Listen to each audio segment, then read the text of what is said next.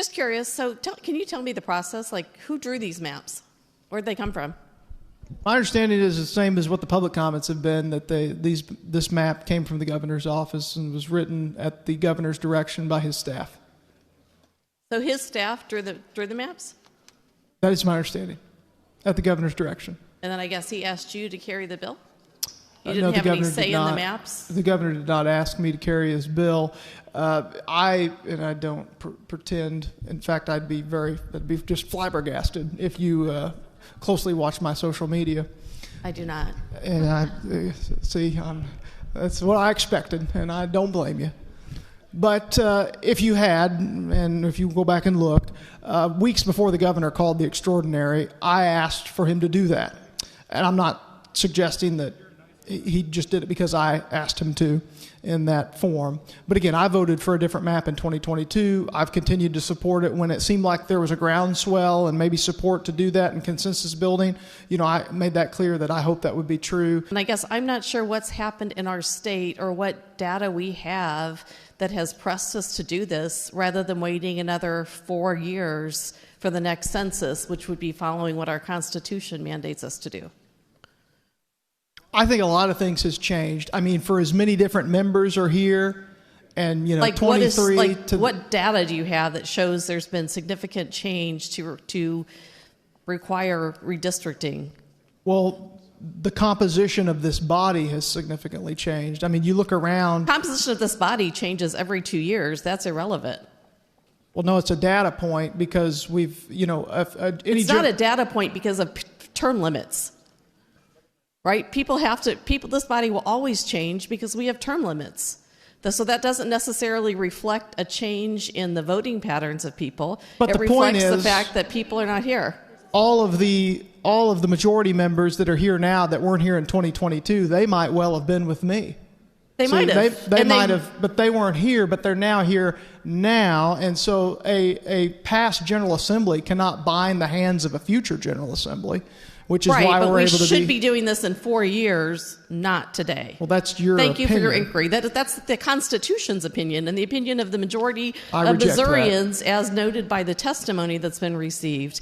To speak on the bill, Mr. Speaker. Proceed. So everybody in this body knows that redistricting is supposed to happen every 10 years. We can pretend like that's not the case, but you all know it's the case.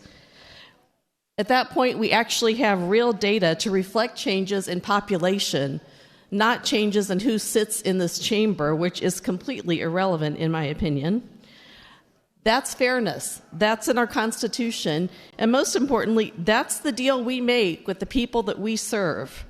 Representation should be based on facts, not political convenience. When maps are redrawn outside that cycle, with no new data, no census, and no legitimate reason, it's not representation, it's not fairness, it's blatant manipulation.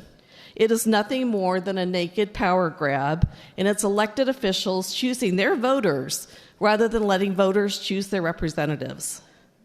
And let's be honest about who pays the price, because there is a price. Gerrymandering almost always targets marginalized communities. By gerrymandering, we dilute the voting power of communities of color, of low-income families, and the younger people in our state. These are the very communities that most need their government to listen to their needs. But in this body, we don't want to hear what their thoughts are.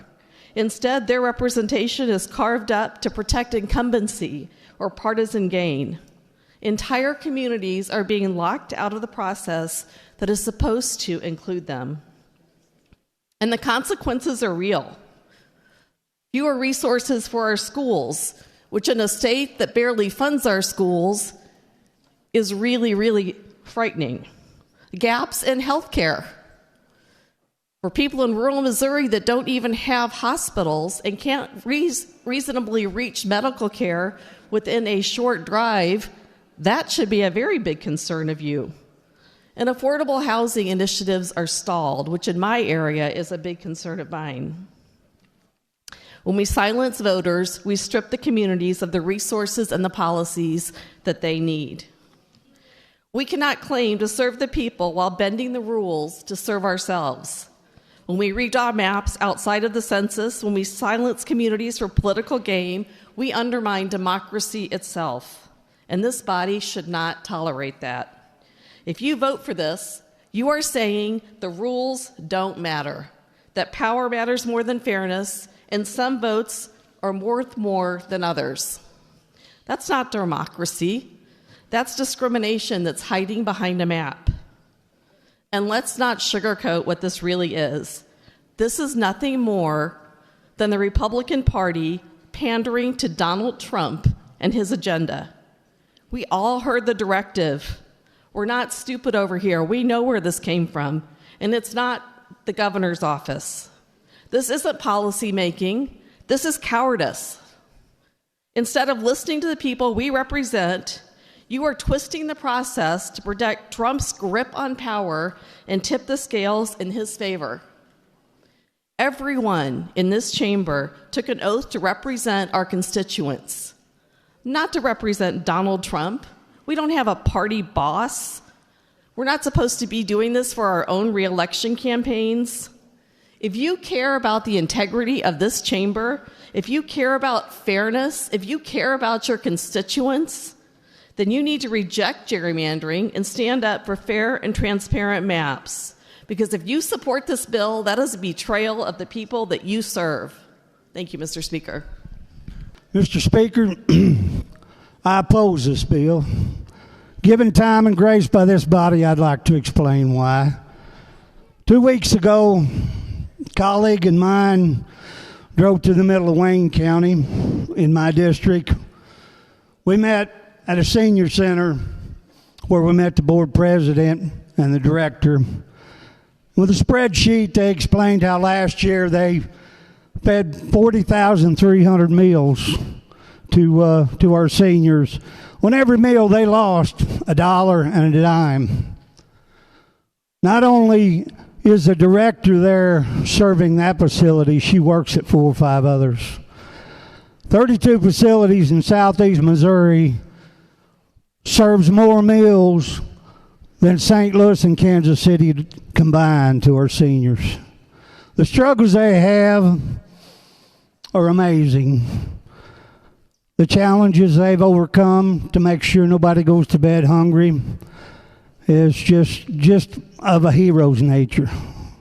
I so appreciate what they've done. Through all of this, they never said, we're going to quit. They didn't say, where's it going to come from? They have yard sales. They have benefits to make this happen. What a bunch of heroes. I was fortunate enough this summer to serve on the Tax Reform Committee. Sitting in Kansas City, we sat there and heard public testimony for about 5 hours. One that sticks in my mind is a veteran on crutches that come up. And as he spoke, we literally taxed him out of his home. We sent him to the house, somebody that had been wounded in war for our freedom. We said... Lady from Jefferson. This is not germane to the conversation. Gentlemen, keep your top comments germane. Proceed. Thank you, Mr. Speaker. I could go on, and I won't. But my point being is, the needs are heavy, the list is long. Our plate is full of things that we need to be doing for the people of this state, and this ain't one of them. I thank you for your time, Mr. Speaker. The irony is that this map is being sold to Missourians under the title Missouri First. But under the leadership of those who now demand this power grab, Missouri has been anything but first. We rank 35th in children's health and 33rd in education. We are 42nd in maternal mortality, with mothers dying at rates far worse than much of the country. We are 47th in healthcare disparities by income, where poor families are punished for being poor with worse health and shorter lives. Our life expectancy is below the national average. I do not consider these just numbers. These are our neighbors who have been buried too soon, our classrooms that have been underfunded, and our babies who will never celebrate their first birthday. If this legislature truly cared about Missouri being first, we would invest in health, education, and working families instead of investing taxpayer dollars in partisan maps that silence them. I would be remiss to cite this Missouri First map as only a constitutional violation when it's morally wrong. It is ethically and morally wrong to bow to a dictator when colleagues admit that their votes change because of a phone call from a president. We're not serving Missouri, we're serving one man, and that is not a democracy, that's submission. And when a party seeks to silence every opposing voice to guarantee that only their candidates are heard, please do not fool yourselves with lies of more stability. That is one-party rule, and one-party rule breeds corruption, arrogance, and decay. I want to address some things that the representative from the Sparks District said on why Trump is doing this, why the governor is doing this. This is all to protect Trump, right? We've got a president who has been convicted liably for rape. We have court testimony in our sex trafficking judiciary where a 12 and 13-year-old girl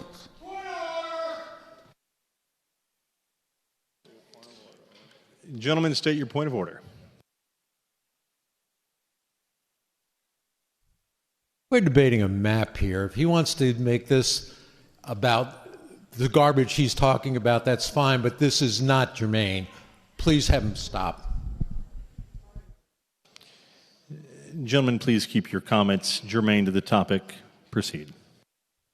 Thank you, Speaker. As I was saying, we have a president who has done some very, very, very, very bad stuff. In this body, we've pushed policy that gives more rights to the rapist than we do the victim. In this body, we're gerrymandering the districts for Donald Trump to protect him in the House. If he loses the House, that's where inspections and where they investigate crimes, unconstitutional crimes. And this bill for redistricting is designed for him to protect himself from getting those investigations up against him. And so you may not like it. I mean, you may not like what I have to say. But the governor said this was about conservative values. When was that conservative values? When do you support a convicted rapist with policy like this? It is germane. That's what this policy is about.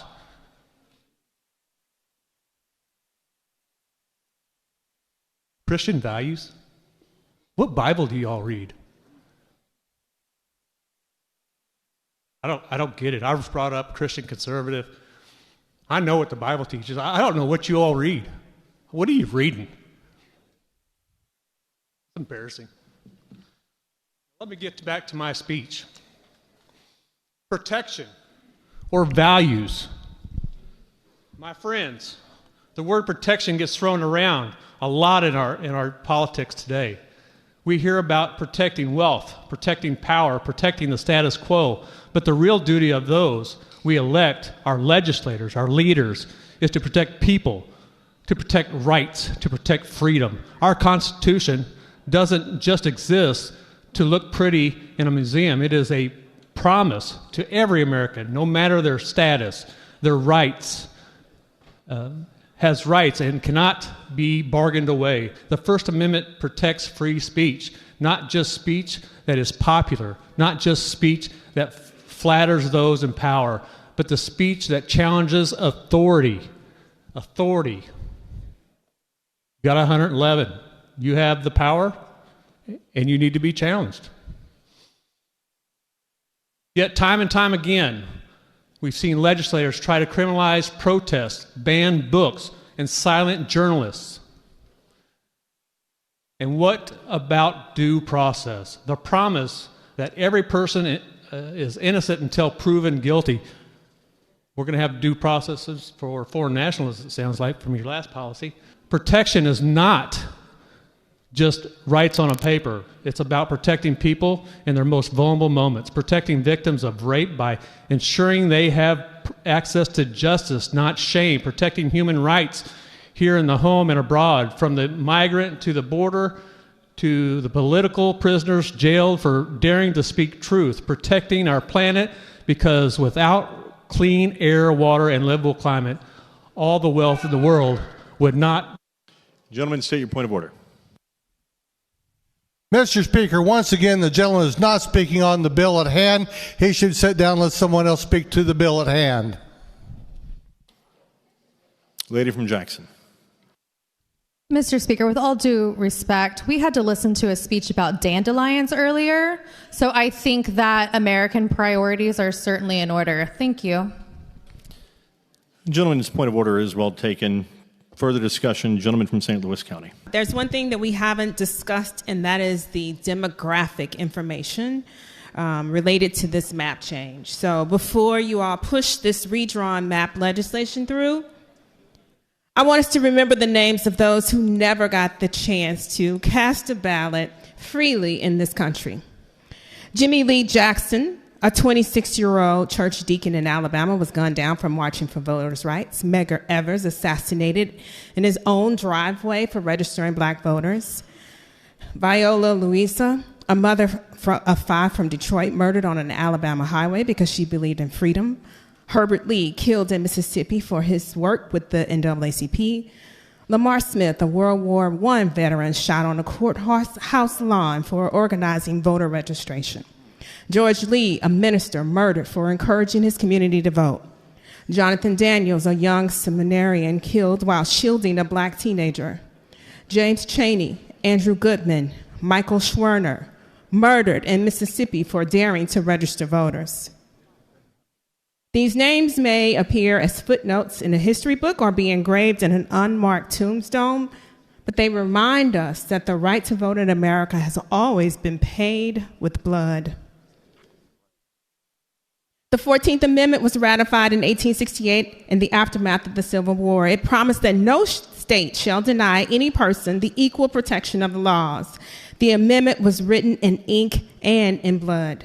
After thousands of newly freed people were massacred during Reconstruction for trying to live as citizens, nearly 100 years later, the Voting Rights Act of 1965 was passed after Selma, after the beatings on the Edmund Pettus Bridge, after murders like those of Jimmy Lee Jackson and Medgar Evers. Congress finally said, enough.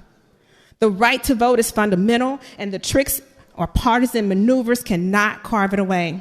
And we must also remember Dr. Martin Luther King Jr. He marched, he was jailed, he was beaten, and he was finally assassinated in Memphis while standing with black sanitation workers demanding dignity. He understood that voting rights, civil rights, and economic rights are bound together. His murder was driven by his desire to procure the right to vote in everything voting is supposed to protect: our humanity, our voices, and our right to live in dignity. His life is proof that the fight for representation is more than an abstraction from the left. It cost flesh and blood. And now, here we stand in Missouri. Article 3, Section 45 of our Constitution is clear. Congressional districts are drawn after the census, not whenever those in power choose. Section 10, which some point to, refers only to state legislative districts. To confuse the two is to misread the law. To deliberately misapply them is to betray our oath. If we sanction this mid-cycle redraw, we will be joining the long and shameful line of the states that have used legal language to silence voters rather than to protect them. People are telling us at town halls that they feel trapped in a system where representation feels like a string of broken promises. That sense of being trapped is precisely what fueled the Boston Tea Party. Ordinary people demanded representation because they knew taxation without representation is tyranny. We cannot afford to be a people who trade away democracy for the promise of a single issue. We cannot exchange freedom for bans on abortion or the stripping away of women's rights. Tyranny always asks us to sacrifice one liberty in the name of safety. But when one falls, the rest follow. And then when we hear it said out loud that the representative declared he hopes Missouri will only send Republicans to Congress. Does that sound like valor? Does that sound like leadership? I hear greed. I hear pinky in the brain world domination. That is the end of choice and the end of accountability, and it is a betrayal of every Missourian who deserves to choose representatives who understand their voices and fight for their communities. If you doubt the human cost of these lines, listen to Kansas City and Terrence Wise. That seat is not Emmanuel Cleaver's seat. That's my seat, my voice, and my community's voice that's being snatched away. That is what real representation means when students like Annabelle Cash, Grant Smits, Brownie Wine Miller, and Naya Fritz had their art displayed in the United States Capitol through Congressman Cleaver's office. Every child in our neighborhoods could see possibility. That Washington is not just a distant place, but one where their voices, their art, and their dreams belong. Gerrymandering tells those same children to sit down and be quiet, and I refuse to accept that. The 14th Amendment was written in blood because states abused their power. The Voting Rights Act was written in blood because states abused their power. Today, if we twist Article 3, Section 10 into a blank check for mid-cycle gerrymandering, we will again be sanctioning an abuse of power. We will be telling Missourians that their voices are less than partisan ambition. That's not equal protection, that's not democracy, and that is not constitutional. Colleagues, this debate is more than lines on a map. It's about whether we honor the dead who fought for voting rights, whether we protect the living who depend on us for fairness, and whether or not we set an example for the children who are watching. If we allow this, we will tell them that democracy is negotiable. I refuse to do that. I stand for the Constitution. I stand for the people, and I urge you to do the same. History is watching us. Let it be said that Missouri stood on the side of democracy. We've heard it said by some that Republican action on redistricting is shameful. But is it shameful to uphold the Constitution? Is it shameful to reflect the will of the people who elected us? And is it shameful to stand firmly for the values that Missourians, our neighbors, our communities, our families sent us here to defend? No, it is not. What is shameful is threatening elected officials in their homes. What is shameful is trying to replace persuasion with intimidation or to substitute fear for freedom. That does not strengthen democracy, it undermines it. This type of intimidation only attempts to weaken us, but it has the opposite effect. It only strengthens our resolve, and it reminds us why we stand here, not for ourselves, but for the people of Missouri. The other day, last Saturday, I was talking with my wife, Kana, many of you know, and we were discussing the matter of redistricting. And she began to tell me her thought process and began telling me her story. She said, when people see a dandelion, some see only a field of weeds. And then Kana said to me, when I look at a field of dandelions, when they're white and fluffy and begin to float off, I see a million wishes. That's what I see redistricting, she says.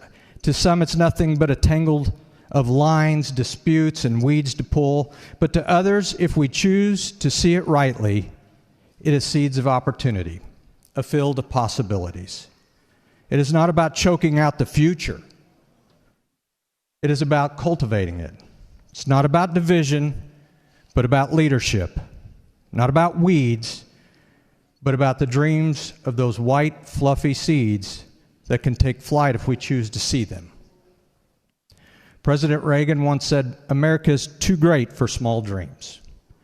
Missouri's too strong and her people too resilient to be diminished by threats, fear, or cynical voices of division. So let me close with this. I will not be intimidated by threats. I'll not be silenced by fear, and I will not allow anyone, not in politics, not in faith, to tell me that threats and coercion can ever replace conviction and principle.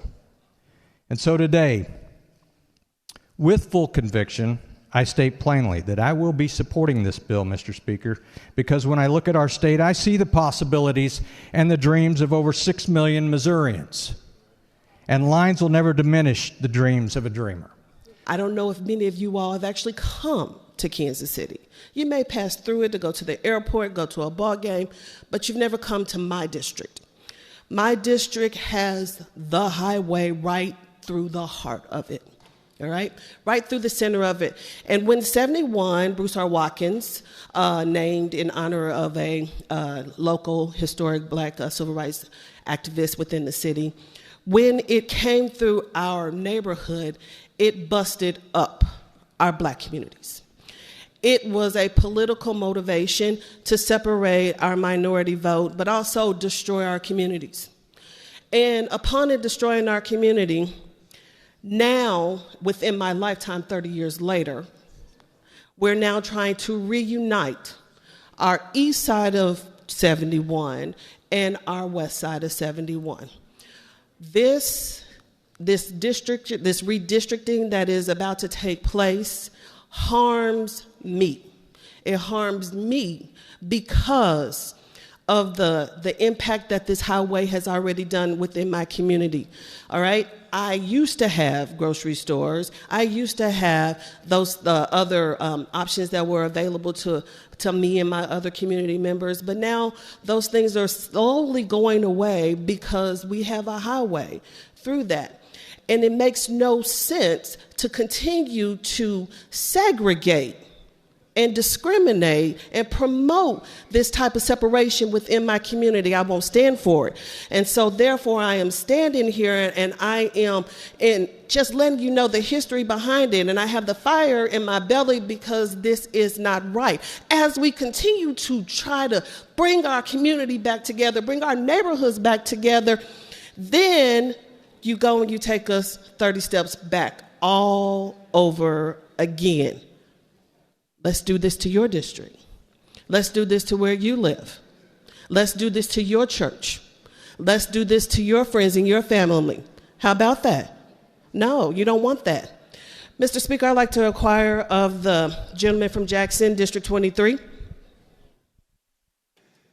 The gentleman from Jackson, District 23. That's okay. That's all right. I'd like to inquire of...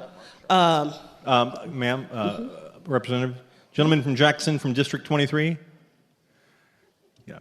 Okay, please proceed, lady. Okay, that's okay. I would like to inquire of my colleague from the Price District. Does the representative yield? Yes. Proceed. Thank you, lady. How has this highway impacted your neighborhood? It tore it apart. First of all, they bulldozed plenty of black neighborhoods to make a traffic way that has caused more deaths. Not just black deaths, white deaths, any deaths. It separated Kansas City even more. And so now the city is trying to come together to connect the east side back to where it was. And so it has impacted us gratefully. Excellent. Thank you so much. You're welcome. Okay. Again, I would like to reiterate to you all that also within this redistricting, it also is redistricting out the white voices that stand in the community. So therefore, you are now just forcing all of our black votes over to one side without giving us the diversity. Okay, without giving the diversity that we once had. Again, Mr. Speaker, I'd like to inquire of the gentleman from the Johnson District. Does the gentleman yield? Yes. Proceed. Okay. Representative, please tell me, how has the 71 impacted your community? Thank you. First of all, anytime that you have highways that are built through minority communities, especially with the intent to destroy them. It is often called racial or economic segregation, urban renewal / slum clearance, or highway-induced displacement. These practices were a common outcome of federal aid on Highway Act of 1956, which did provide federal funding for highway construction and facilitated the demolition of black and low-income communities. So what this does is, it's similar to redistricting. Urban renewal is similar. Urban renewal and gerrymandering are similar because they both use the manipulation of geographic areas to consolidate power and disproportionately harm marginalized communities. While gerrymandering and redlining focuses on voter representation, while gerrymander and focuses on that voter representation, the urban renewal focuses on land and housing, but both have historically targeted and disenfranchised black and low-income populations. Excellent, thank you very much. Again, I stand to say that this redistricting at this particular point in time is not in the best interest of my community, economically or health-wise. And as we talk about an economic impact, I beg to differ on the fiscal note. The fiscal note is saying that it is a zero cost, and that is not true because there's an inherited cost of the additional lawsuits that are going to be taking place as we can continue to offer opposition into this redistricting, but also at the same time, the administrative costs that's associated with all of our election officials and boards that will have to go back and now go rearrange and reshuffle our voters, and then also the ability to have that public engagement and transparency. And so that is what's missing in this particular process, is because as we continue to go through and we are saying that we want to go and redistrict, the communities have not yet had an opportunity to have a say. That is not right. I oppose this bill, and I implore you to vote the same. With all due respect to my colleague, this is unconstitutional. The Missouri Supreme Court agrees. The governor who called us here in the petition agrees, and yet we're doing it anyway. The governor's petition cites specifically Article 3, Section 45 as the power of the legislature to redistrict. And while the sponsor cites to Section 10, that only deals with state legislative redistricting. He cites to a case from 1910 that says that the legislature may from time to time redistrict. However, that's true under the Constitution that existed in 1910, the 1875 Constitution, but under the 1945 Constitution, we removed that language. The fact that the Constitutional Convention in 1945 removed that language is evidence of its unconstitutionality here. But moreover, at the start of this regular session, there are 111 Republican members of this body. Representatives filed 1,606 House bills and 168 resolutions, joint resolutions, concurrent resolutions, House resolutions. None of them dealt with redistricting. You brought us here to do what the legislature rejected doing 3 years ago and didn't even think about earlier this year. Meanwhile, our schools receive the lowest state funding of any state in the country, and we're going to have a hearing tomorrow to try to strip local funding from the schools as well. The life expectancy in Caruthersville is lower than the life expectancy in Ethiopia. And today, or in this year, we removed $1.5 million designed to keep their only remaining hospital afloat. Utility rates for Missourians have gone up double digits this year. And we passed a bill to make it easier for them to go up in the future. The gap between the haves and the have-nots has never been wider. Today alone, 4 Missourians are going to die of a drug overdose. 4 other Missourians will die by suicide. 3 will die on our highways. 26 will declare bankruptcy.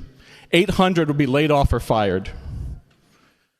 1 in 4 school districts can't afford to teach kids 5 days a year in Missouri.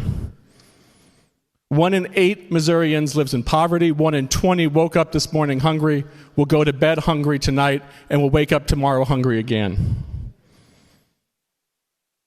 Meanwhile, our farmers are dealing with unconstitutional tariffs.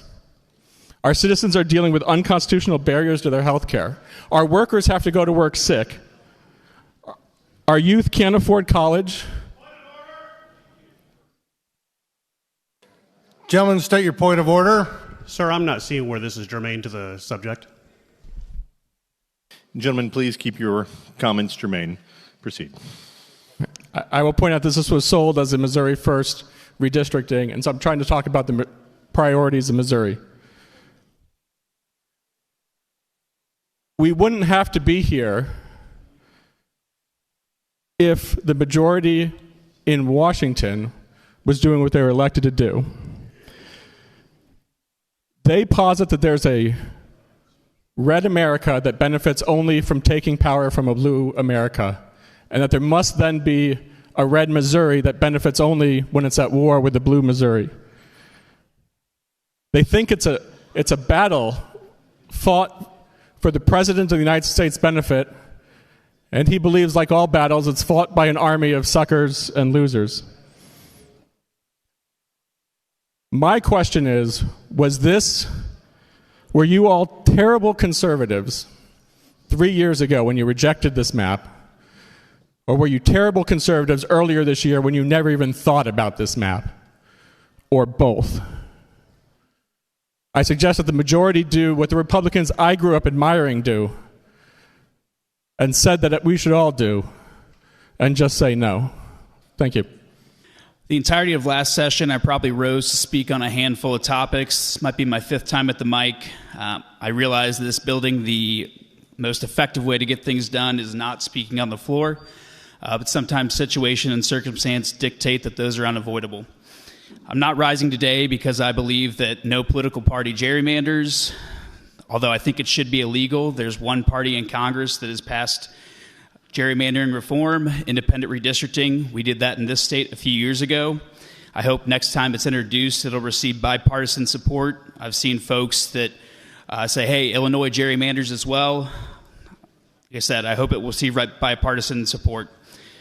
I'm rising today because the changing the rules and norms mid-game is just blatantly wrong. None of us would tolerate that in our kids' sports teams or t-ball games.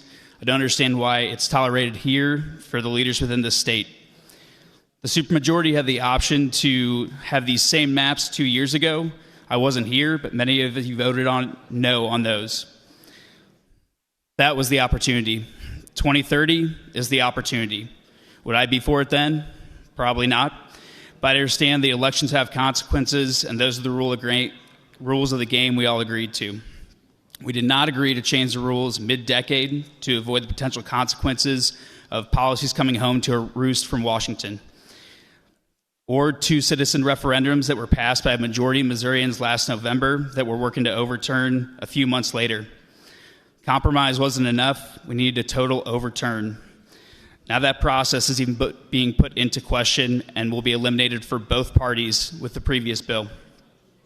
Nothing lasts forever in politics. No state or area is forever one way or the other. To think so is incredibly naive and short-sighted.